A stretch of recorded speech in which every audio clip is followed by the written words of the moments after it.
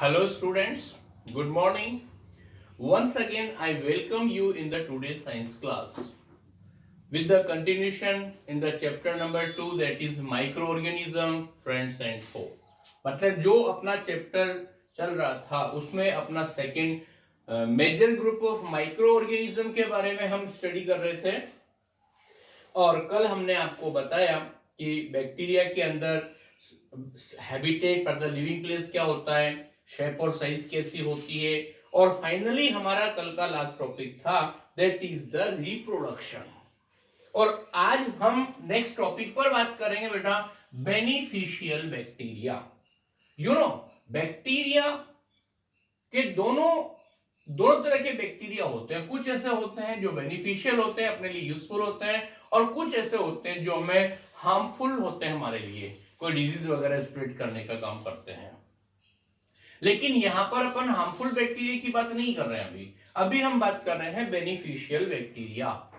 Some important uses of bacteria are, ये अपना topic है। यहां पर देखो beneficial bacteria, some important uses of bacteria are. First number in making of curd and cheese. आपको पता है जो कर्ड फॉर्मेशन होता है, मिल्क से दही बनना और चीज पनीर बनना, ये किस तरह से पॉसिबल होता है इसकी बात हम आपको बता रहे हैं। Curd contain lactobacillus bacteria which promote the formation of the curd and it implies in the milk and convert into the curd. Similarly, bacteria also help in the cheese production. पहले सबसे इंपॉर्टेंट बात ध्यान रखना बेटा, यहां पर जो आपके पास कर्ड होता है ना, उसके अंदर बैक्टीरिया होते हैं, दैट इज लैक्टोबैसिलस। याद रखना नेम।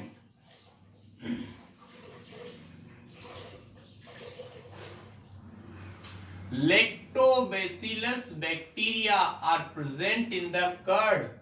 और एक और बात ध्यान रखना, इसके अंदर जो एसिड प्रेजेंट होता है उसको बोलते हैं लैक्टिक एसिड। ओके, तो जब कभी भी हम, आपको पता है कर्ड फॉर्मेशन कैसे किया जाता है। पहले कोई भी मिल्क अरेंज करते हैं हम, उस मिल्क को पूरा बॉईल किया जाता है, उससे उसमें ऑलरेडी अगर कोई जर्म्स वगैरह प्रेजेंट होते हैं तो वो फिनिश हो जाता है। उसके बाद उस मिल्क को धीरे धीरे उसका टेम्परेचर डाउन होता जाता है, और जब वह नॉर्मली वार्म कंडीशन में पहुंच जाता है, वार्म मतलब neither too hot nor too cold, मतलब वार्म का मतलब होता है हल्का सा वार्म, गर्म ओनली। उसमें न तो बहुत ज्यादा गर्म होगा न बहुत ज्यादा ठंडा होगा। उस टाइम पर जो भी अपने पास पहले से कर्ड अवेलेबल स्मॉल अमाउंट का, उसको अपन लार्ज अमाउंट ऑफ मिल्क के अंदर डाल देते हैं। ये यहां पर थोड़ा सा हमने कर्ड उसमें डालेंगे, और ये आपके पास ऑलरेडी मिल्क अवेलेबल है, मिल्क, और ये कहां पर होगा, मतलब कैसा होगा, with warm temperature, that is with warm temperature. तो बात को ध्यान से समझना बेटा, पूरी बात समझ में आ गई। उसके बाद आपको पता है वार्म टेम्परेचर जो होता है, it is best for the growth of what bacteria. जो भी आपके लैक्टोबैसिलस बैक्टीरिया है, ये वार्म टेम्परेचर पर रिप्रोडक्शन प्रोसेस से अपना नंबर इंक्रीज करते हैं, और उसकी वजह से मिल्क जो होता है लार्ज अमाउंट, उसको within a few hours convert into the large amount of curd, मतलब बहुत बड़ी एक कर्ड की अमाउंट अपने को मिल जाती है। इसी तरह से बेटा कुछ बैक्टीरिया होते हैं जो फॉर्मेशन ऑफ चीज में भी हेल्प करते हैं। ये बात समझ में आ गई। और ध्यान रखना, दे हेल्प इन चीज फॉर्मेशन ऑल्सो, चीज फॉर्मेशन ऑल्सो। तो ध्यान रखना डेयरी प्रोडक्ट्स होते हैं ये। उसके बाद नेक्स्ट नंबर सुनना better, that is the decomposition. Decomposition होता क्या है पहले हम आपको बताएं। You know that the plant body or animal body is made up of very complex structure substance. अब जब इनकी लाइफ खत्म हो जाती है तब इनकी जो बॉडीज होती है उसको कहीं भी एज ए मतलब डिकम्पोज करने को छोड़ दिया जाता है। फिर क्या होता है, सराउंडिंग में जहां भी ये बॉडी रखी होती है, प्लांट बॉडी और एनिमल बॉडी, हम स्पेशली एनिमल बॉडी की बात कर रहे हैं यहाँ पर, तो उसके सराउंडिंग में जितने भी बैक्टीरिया होते हैं ना, वो क्या करते हैं, उसके अंदर जो भी कॉम्प्लेक्स सब्सटेंस होता है उसको सिंपल ऑर्गेनिक सब्सटेंस में कन्वर्ट करने का काम करते हैं। प्लीज रिमेंबर, डिकम्पोजिशन मतलब होता है converting complex substance into simple organic substance, into the simple organic substance,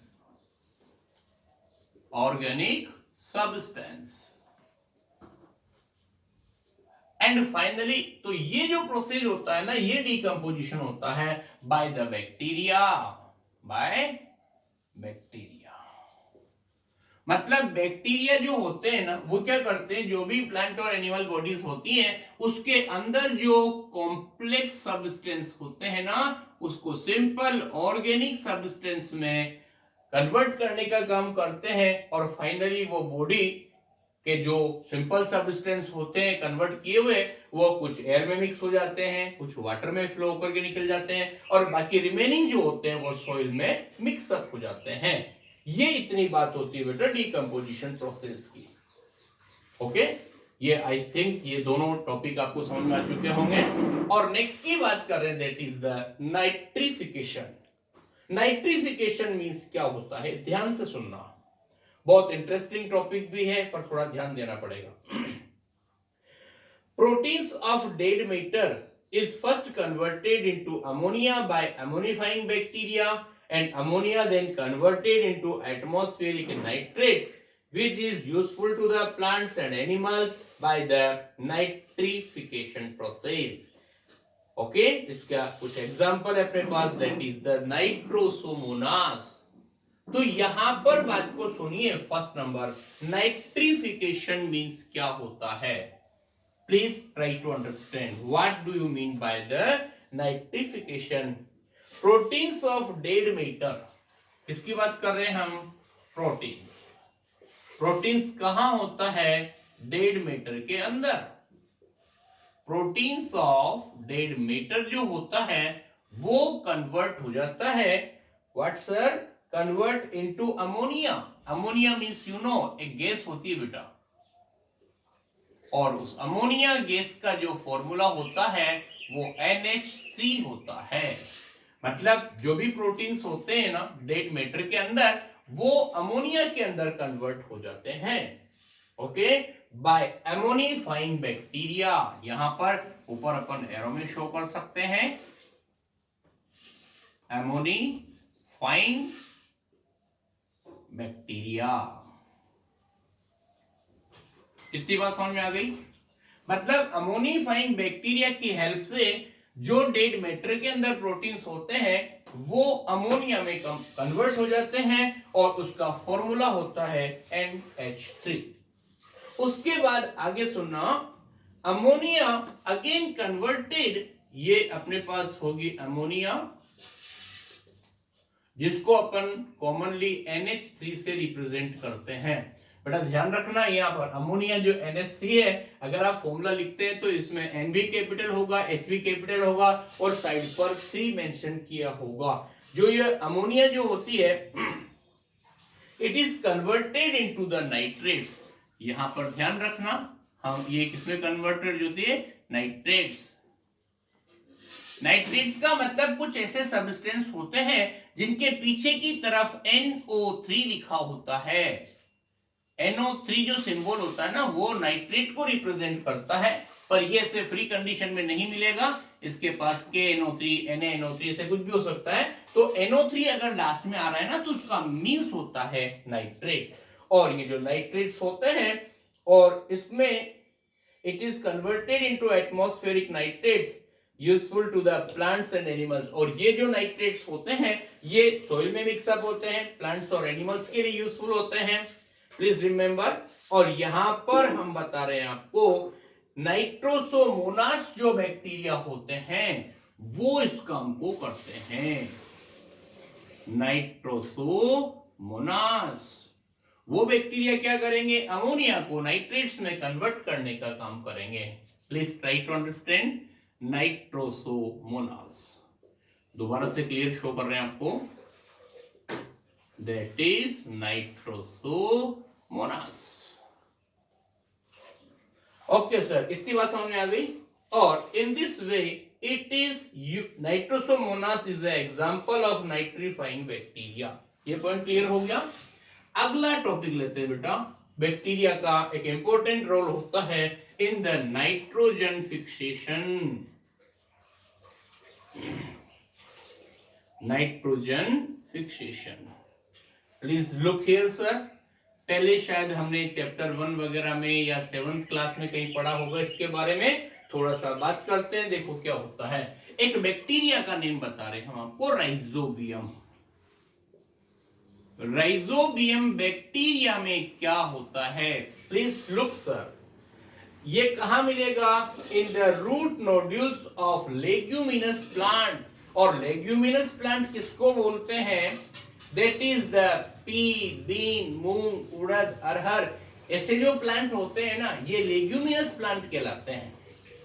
you know study of plants को हम बॉटनी बोलते हैं। और बॉटनी के क्लासिफिकेशन में जो बेटा प्लांट्स की क्लासेस होती हैं उसमें लेग्यूमिनस फैमिली होती है, उसके अंदर सारे पल्स प्लांट आते हैं। पल्स प्लांट का मतलब दाल वगैरह जो होती है ना उसके प्लांट, और उनके रूट नोड्यूल्स में राइजोबियम बैक्टीरिया होते हैं।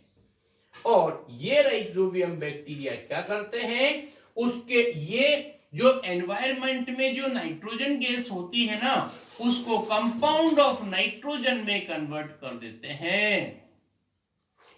They convert into compound of nitrogen. और उससे आपको पता है सोइल की फर्टिलिटी, उपजाऊता इंक्रीज होती है और it is good for the growth of the plants. इसके अलावा कुछ नेम और बता रहा हूं, राइजोबियम एक एग्जांपल हो गया। इसके बाद दो बातें हम और बता रहे हैं, एजोटोबैक्टर और क्लोस्ट्रिडियम। राइजोबियम फर्स्ट हो गया, अगला नंबर होगा एजोटोबैक्टर, ओके। और नेक्स्ट नंबर होगा Clostridium, that is the Clostridium. These are the example of nitrogen fixing bacteria. ध्यान रखना, राइजोबियम बैक्टीरिया फ्री नहीं मिलेगा, वो ओनली पी प्लांट्स या लेग्यूमिनस प्लांट के रूट सिस्टम में जो रूट नोड्यूल्स होते हैं उनमें अवेलेबल होते हैं। और एजेटोबैक्टर और जो क्लोस्ट्रिडियम होते हैं वो सॉइल के अंदर अवेलेबल होते हैं और वो नाइट्रोजन फिक्सेशन में हेल्प करते हैं। All three process, decomposition, nitrification and nitrogen fixation help to increase the fertility of soil. तो ध्यान रखना, ये देखिए आप, decomposition process, nitrification और नाइट्रोजन फिक्सेशन, ये तीनों प्रोसेस मिलकर के और सोइल की फर्टिलिटी को इंक्रीज करने का काम करते हैं। Okay, this is enough for today, thank you very much.